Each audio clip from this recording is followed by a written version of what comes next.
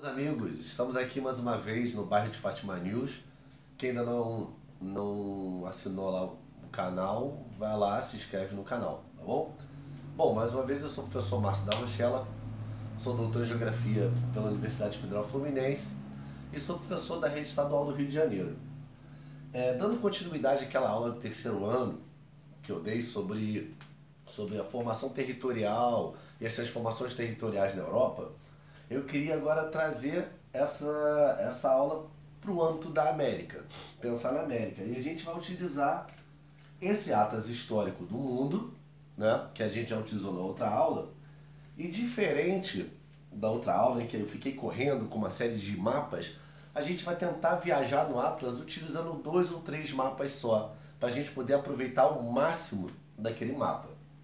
O que a gente tem a princípio é o seguinte: a gente tem uma América que tinha toda uma estrutura imperial antes da chegada dos europeus, muito diferente da noção de império que a gente tem em relação à Europa. Eles não eram centralizados, existiam na verdade inúmeros povos com os mesmos troncos linguísticos, que eventualmente eram amigos, mas muitas vezes eram inimigos, então não é a mesma lógica. A gente tem que pensar o seguinte: quando os espanhóis e os portugueses dividem a América a partir do Tratado de Tordesilhas, a gente vai ter uma configuração de América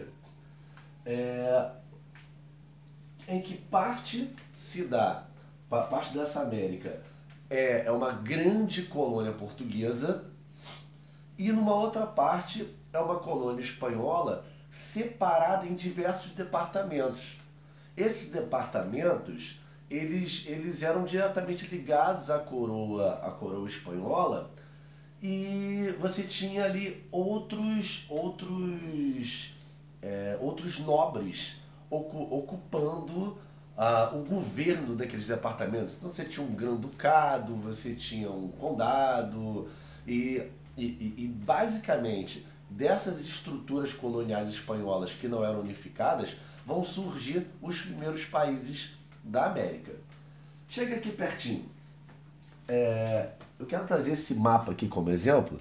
A gente tinha essa grande colônia aqui, que era a colônia portuguesa, e desse lado as colônias espanholas. Então a gente tinha aqui, por exemplo, o vice-reinado de Nova Granada, que atualmente é Equador, Venezuela, Colômbia. A gente tinha aqui o vice-reinado do Peru. Nós tínhamos aqui o vice-reinado do Rio da Prata, aqui de Santiago, aqui o da Bolívia. Então, nós tivemos uma divisão colonial que no Brasil não aconteceu. O Brasil era uma grande colônia unificada. A única coisa de diferença que nós tivemos aqui é que inicialmente houve uma disputa nessa área, que a gente chama de Cisplatina, que era uma disputa entre espanhóis e brasileiros, né? E nesse momento portugueses, que no final houve uma intervenção inglesa e não virou nem Espanha, tampouco virou Portugal ou Brasil. Mas voltando para o âmbito da América Espanhola. Então existiam essa configuração. E aí eu queria trazer um enfoque maior para esse lugar aqui, a Bolívia. Bolívia, que eu tenho grande prazer de falar. Se você reparar, a Bolívia tinha saída para o mar. Olha aqui, a Bolívia em verde, ela tinha saído para o mar. E ela, a partir de um dado momento, passou a não ter. A Bolívia foi um país que teve inúmeras perdas territoriais. Indo para esse mapa aqui do lado, a gente está vendo aqui, por exemplo, o Paraguai. Ele chegou a pleitear parte da Bolívia, parte do Brasil, parte da Argentina, nesse processo de disputa territorial do século XVIII e XIX. A Argentina era basicamente a bacia do Rio da Prata, e o Chile estava do outro lado da Cordilheira dos Andes. Aqui embaixo, a gente tinha um território espanhol da Patagônia. Quando a Argentina se torna independente, a Patagônia ela não era nem da Argentina nem do Chile. Era um território espanhol não ocupado de fato, que na verdade era mais ocupado por povos originários. Num dado momento, a Argentina expande seu território para o sul, e o que acontece com o Chile? O Chile começa a buscar uma expansão para o norte. Então ele vai justamente acabar tomando esse território da Bolívia, que se chama Antofagasta, e esse território do Peru, chamado Arica. E por que, que o Chile ele se expandiu para o norte? Ele vai se expandir para o norte justamente por não conseguir a Patagônia e porque o norte você tinha uma região que se chama de região dos nitratos. O nitrato é uma substância que tem no solo que é extremamente produtiva, muito boa para a produção agrícola.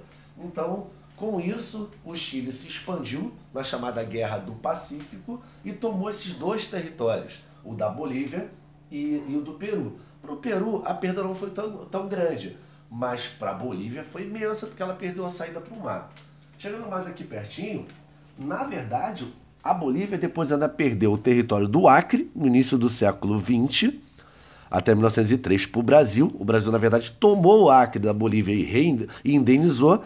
Depois, ela, no início do século XX, ela ainda entrou em guerra com o Paraguai, a chamada Guerra do Chaco, no qual ela perdeu também, e o Paraguai trouxe seu território mais para norte, tomando um pedaço da Bolívia.